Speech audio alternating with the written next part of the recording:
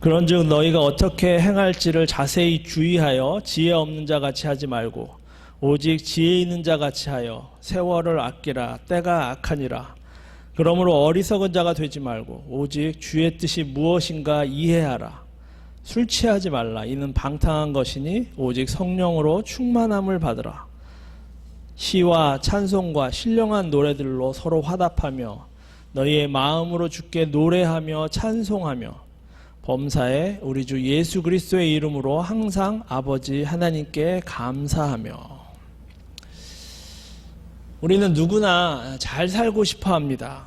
한 번 태어난 인생 잘 살아보려는 것이 우리의 본성인 것이죠.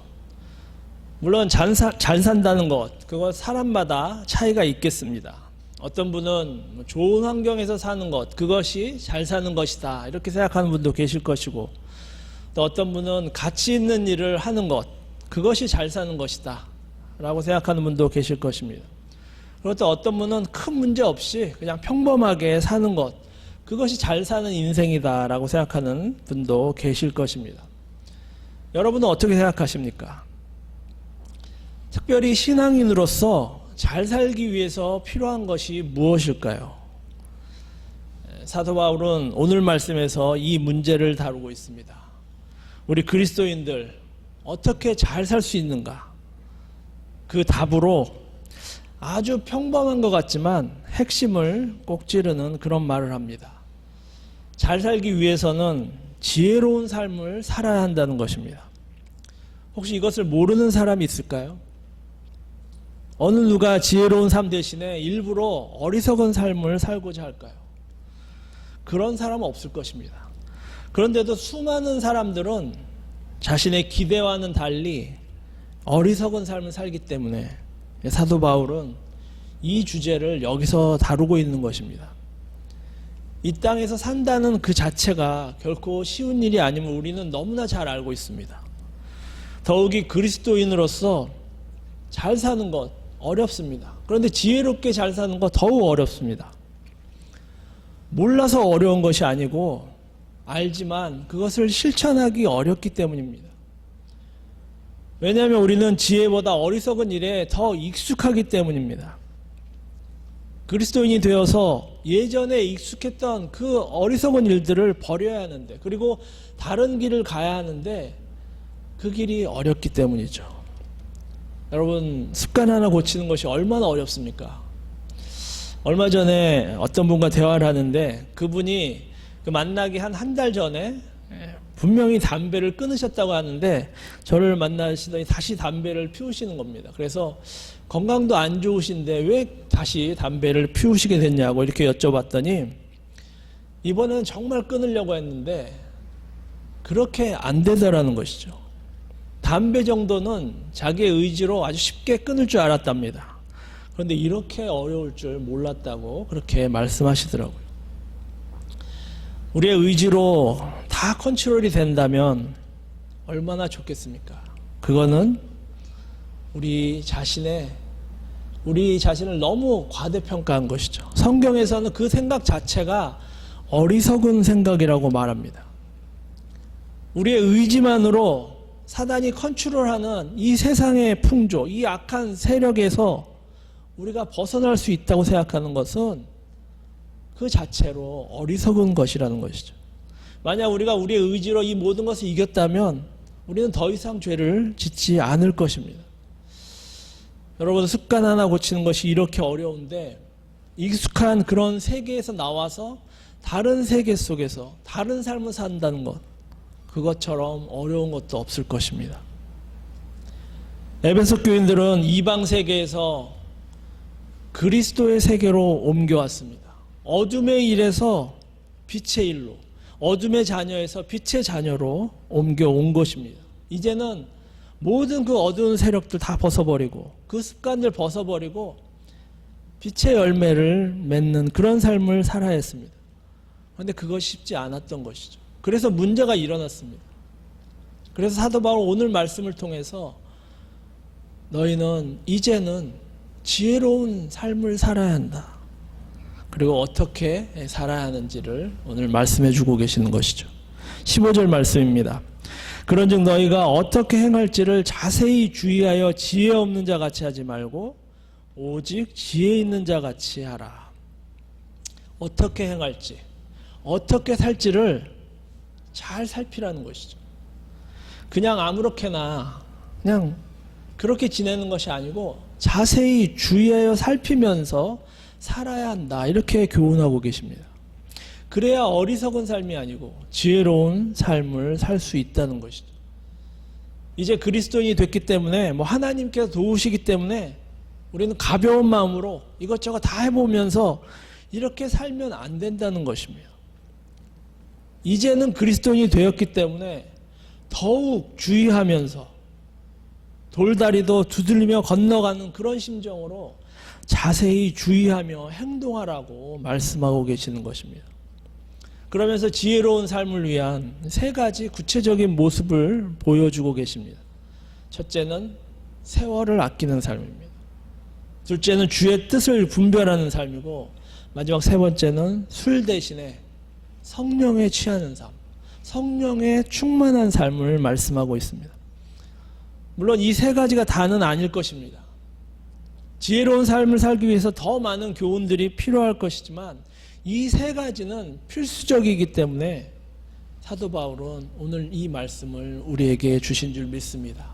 우리는 이 말씀을 받으면서 감사하면서 꼭 이것이 우리의 삶 속에서 드러나도록 기도하면서 실천해야 할 줄 믿습니다. 지혜로운 삶을 위한 첫 번째 모습, 세월을 아끼는 삶입니다. 15절 말씀 제가 다시 읽습니다. 그런즉 너희가 어떻게 행할지를 자세히 주의하여 지혜 없는 자 같이 하지 말고 오직 지혜 있는 자 같이 하여 세월을 아끼라. 때가 악하니라. 그래서 세월을 아끼다, 이 말은 원어적인 의미는 시간을 사서 건지라는 뜻입니다. 고대 사람들은 시간이 공짜가 아니라고 생각했습니다. 어떤 대가를 지불해서 사야 할 귀한 것이라고 생각했던 것이죠. 그리고 돌이 물에 들어가면 가라앉듯이 그것을 의식적으로 건져내야 할 소중한 것이 바로 시간이라고 생각했던 것입니다. 그래서 세월을 아끼는 것, 이것은 우리에게 주어진 이 시간, 한정되어 있는 이 시간, 이것은 너무 귀한 것이기 때문에 낭비하지 말고 매 시간을 잘 사용하라는 뜻일 것입니다. 왜냐하면 때가 악하기 때문이죠. 시대가 악하기 때문입니다. 세상의 유혹과 유행과 풍조, 이것은 어찌하든지 우리를 넘어뜨리려고 합니다. 우리를 미혹해서 죄에 빠뜨리려고 합니다. 우리의 믿음을 흔들어서 변질시키려고 합니다. 세상의 염려는 우리를 낙심시키고, 탐심은 우리를 자극해서 믿음의 공동체를 분열시키고 주님의 일을 못하도록, 멀리하도록 그렇게 만들고 있습니다. 오늘날 뉴스들 보십시오. 모든 매스미디어들 하나님의 진리를 부정하고 혼란스럽게 만듭니다. 복음 전파를 방해합니다. 신실한 성도들 핍박합니다. 성도 여러분, 이러한 시대를 사는 우리 신앙인들은 어리석은 자가 돼서 세월을 낭비하면 안 될 것입니다. 대신에 자세히 주의하여 세월을 아껴야 하는 것입니다. 하나님께서 허락하신 이 귀한 세월을 아껴야 하는 것이죠. 세상의 풍조와 유혹에 이리저리 흔들려서 방황할 시간이 없습니다. 골로새서 4장 5절 말씀에도 지혜로 행하여 세월을 아끼라고 말씀하고 있습니다. 여기 계신 모든 분들은 이 말씀처럼 지혜로 행하여 세월을 아끼시는 성숙한 성도님들이 되시기를 주님의 이름으로 축원합니다. 지혜로운 삶의 두 번째는 주님의 뜻을 분별하고 이해하는 삶입니다. 17절 말씀 보겠습니다. 그러므로 어리석은 자가 되지 말고 오직 주의 뜻이 무엇인가 이해하라. 주님은 세상을 향한, 그리고 우리를 향한 분명한 뜻이 있습니다. 그리고 그 뜻을 만물을 통해서, 환경을 통해서, 또 우리 성경 말씀을 통해서 우리에게 명확하게 알려주고 계십니다. 우리가 할 일은 그 뜻을 분별하고 이해하고 실천하는 것입니다. 여기서 우리가 기억해야 할 것은 주님의 뜻은 항상 분명하다는 것입니다. 그럼에도 불구하고 우리가 그분의 뜻을 이해하지 못하고 따르지 못하는 이유는 내 뜻이 주님의 뜻을 가리기 때문입니다. 온통 내 생각뿐이기 때문에 주님의 뜻이 잘 안 보이는 것이죠. 주님의 뜻을 몰라서 잘못 행동하는 경우는 그렇게 많지 않습니다. 대부분이 잘 알지만 내 뜻이 우선인 것입니다.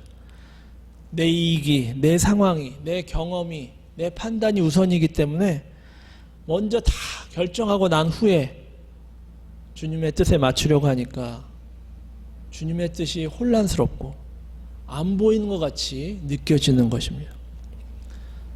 여러분, 우리가 행했던 실수들 한번 돌아보십시오. 어리석은 행동들 한번 돌아보시기 바랍니다.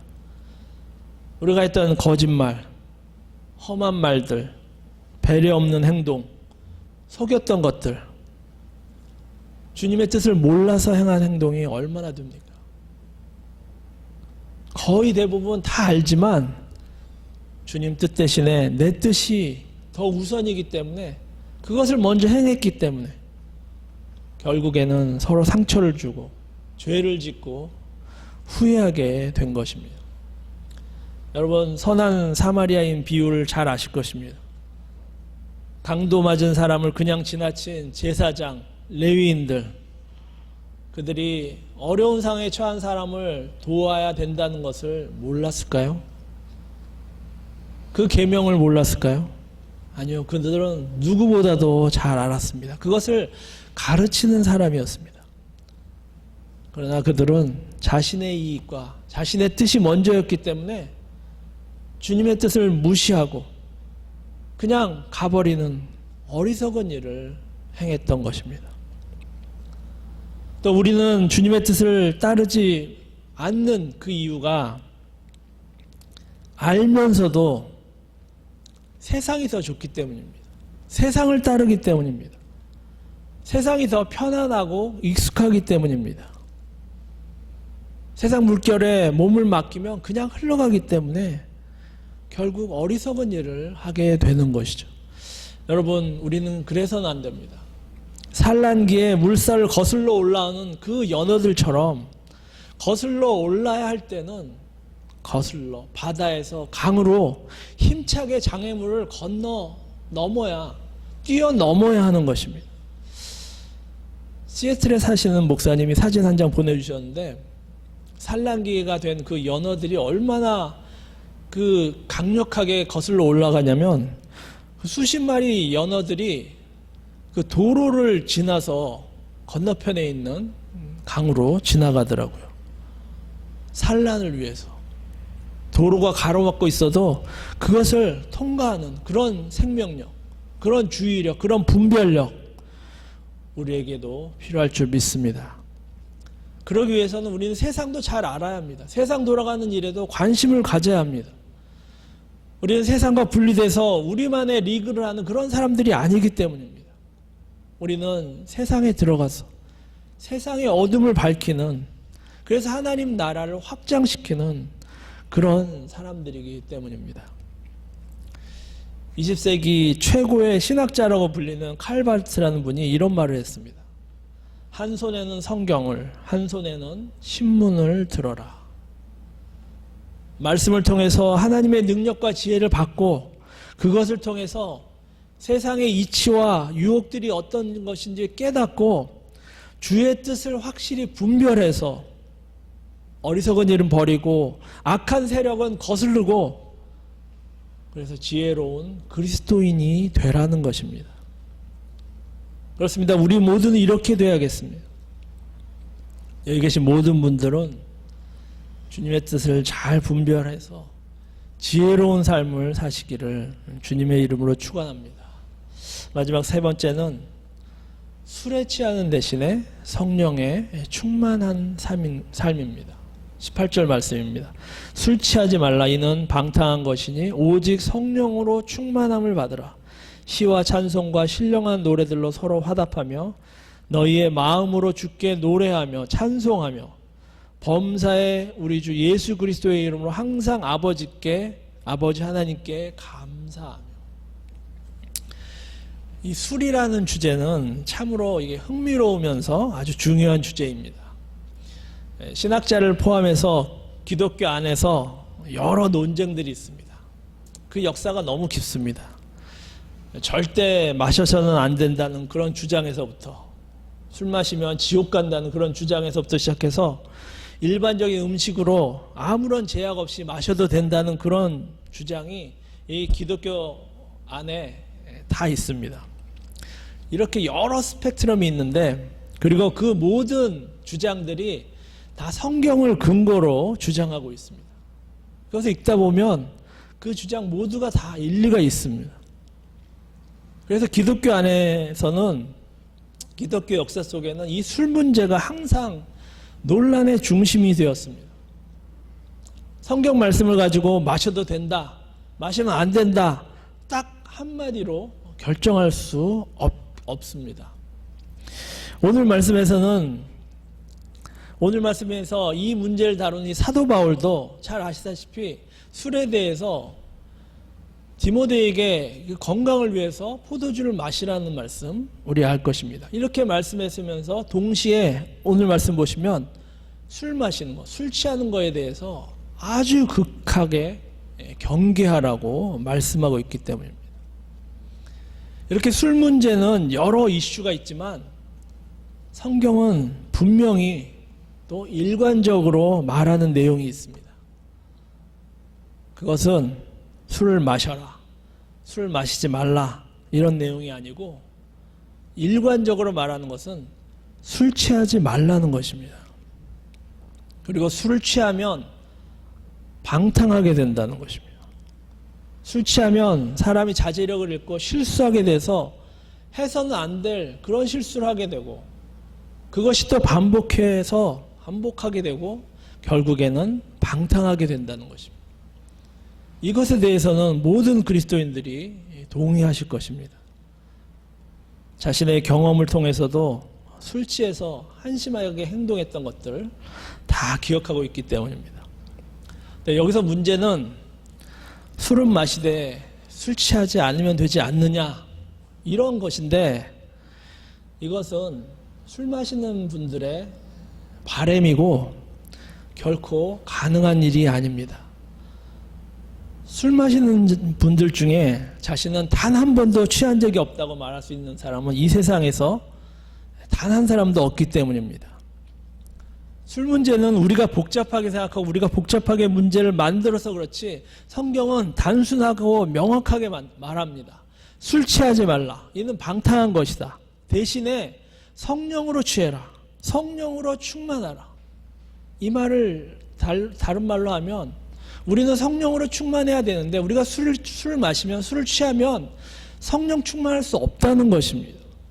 술 마시는 것과 성령 충만하는 것 비교가 되는 얘기입니까? 그럼에도 불구하고 우리는 이 문제를 계속 어렵게 만들어서 이 기독교 안에 계속 이 문제들이 논쟁이 되고 있습니다. 그러나 성경은 분명하게 단순하게 말합니다. 술 취하지 말라. 그리고 술 마시는 자 중에 취하지 않은 자는 없다. 더 중요한 것은 성령으로 충만하라. 그렇게 되면 너의 입으로, 너의 마음으로 찬송하게 될 것이고 감사하게 될 것이다. 성도 여러분, 술에 대해서 여러 논쟁이 있지만 문제를 복잡하게 만드는 것은 우리들이지 성경이 아닙니다. 성경은 단순합니다. 술 취하지 말라고 합니다. 방탕하다, 이는 방탕한 것이라고 합니다. 너의 인생을 망치게 할 것이라고 말합니다. 실수와 후회의 삶을 살게 될 것이다 라고 말합니다. 오늘 뉴스를 봤더니 또 한국에서 그 올림픽, 빙상 올림픽에서 2번이나 금메달 딴 또 이 친구들이 음주운전을 해가지고 또 걸렸다는 그런 기사를 보았습니다. 이들이 운전을 할 때 자기가 음주운전을 하고 결정하고 이렇게 결심하고 운전을 했겠습니까? 술을 마시면서 자신은 분명히 안 취했을 거라고 생각했을 것입니다. 그리고 운전하면 괜찮을 것이다, 이렇게 생각했기 때문에 운전을 한 것이고, 음주운전을 해서 걸려서 인생을 망친 얘들, 수많은 얘들을 보았으면서도 그런 어리석은 일을 또 했던 것입니다. 그것은 술을 마셨기 때문에 그런 판단을 하고 그런 일을 행동한 것이죠. 이렇게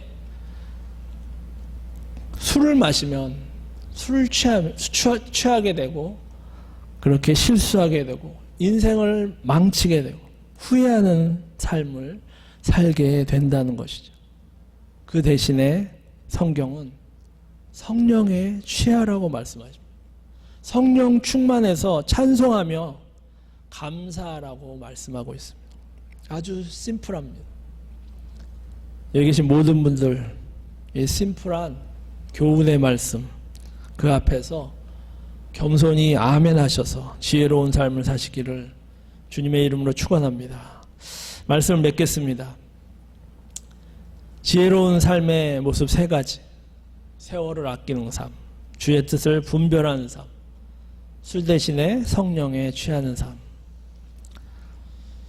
우리는 이 세 가지를 나누는데 여기서 우리는 이 세 가지를 지켜야 지혜로운 삶을 산다고 그렇게 생각하기 이전에 지혜로운 삶은 이 세 가지 모습이 나타나는 삶이라는 것, 저는 이것을 더 강조하고 싶습니다. 왜냐하면 우리의 의지로 실천해야 이 지혜로운 삶이 가능하지만 또 반면에 하나님께서 우리에게 지혜를 주시지 않으면 우리는 이 일을 감당할 수 없기 때문입니다. 이상한 말 같지만 지혜로운 삶을 살기 위해서는 하나님의 지혜가 필요하고 그 지혜를 바탕으로 우리가 의지적으로 행동할 때 지혜로운 삶이 가능하기 때문입니다.